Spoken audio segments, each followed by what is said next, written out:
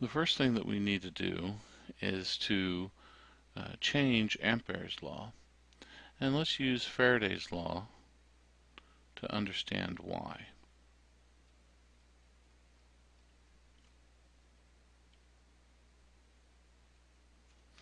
And that law says that the line integral of the electric field dot product of the differential length is going to equal the change in magnetic flux over time. So that's the derivative d flux of the magnetic field dt. And so it's this changing that we need to have. When we look at Ampere's law,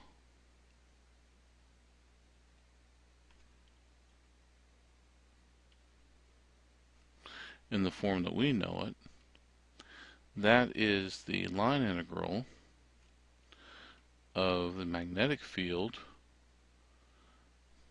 times the differential length is equal to mu naught times I enclosed. And where this is changing,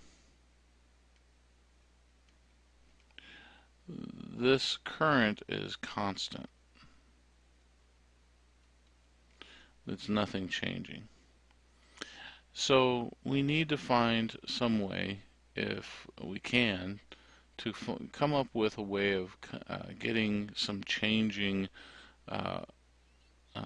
currents going on here to be able to understand how we can use this, make it effective.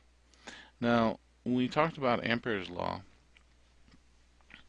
we talked about a line integral on some surface.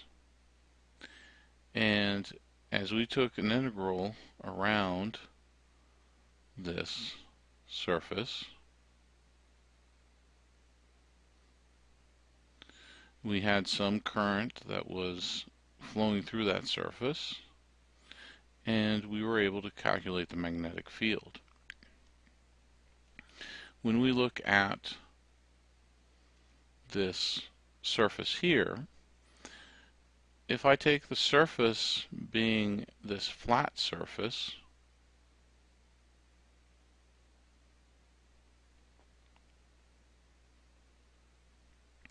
I have a current flowing through this flat surface. But nothing in Stokes' theorem tells us that it has to be that way.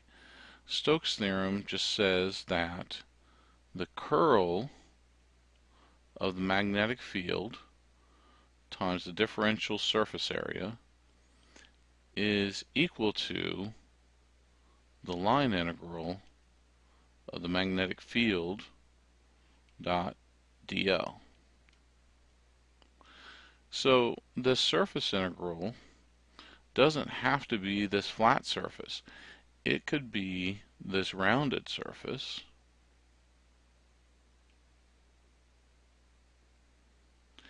and Stokes' theorem says that no matter which surface I do my contour around, as long as I integrate around this loop, I should come up with the same answer. These two surfaces must be equal.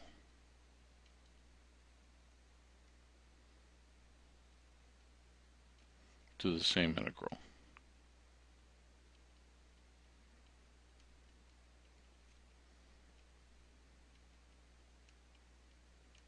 So here we notice that this current goes through both of these surfaces,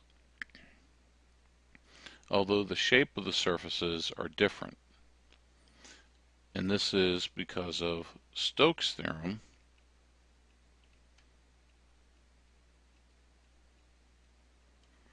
that we can do this.